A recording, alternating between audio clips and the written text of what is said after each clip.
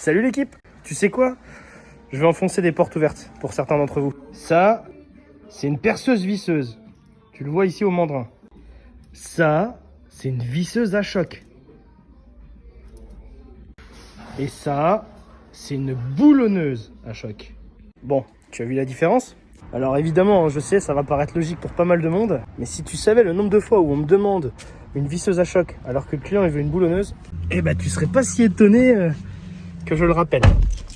Allez, j'y retourne. À plus.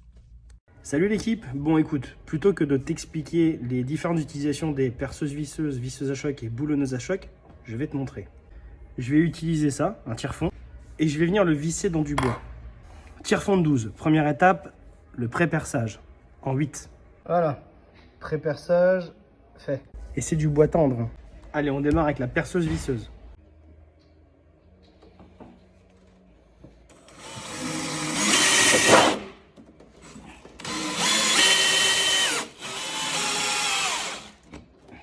Visseuse à choc.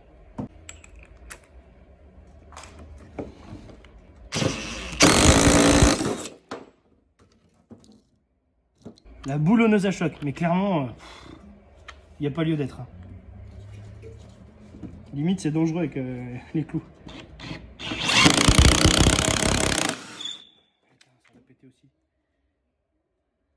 Bon, forcément, avec le bois de merde, c'est du bois de palette, hein, donc c'est pas du tout représentatif. Ce qu'il faut que tu retiennes, c'est que sur une perceuse visseuse, tu as à peu près 100 Nm en puissance de couple. Visseuse à choc, on monte à 250-300. Et sur cette boulonneuse-là à batterie, on est aux alentours des 1000-1050. Je te parle de couple de serrage et non de desserrage.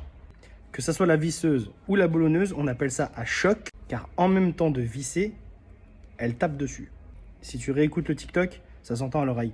Et le fait de taper, du coup, ça permet à la vis de mieux rentrer dans la matière.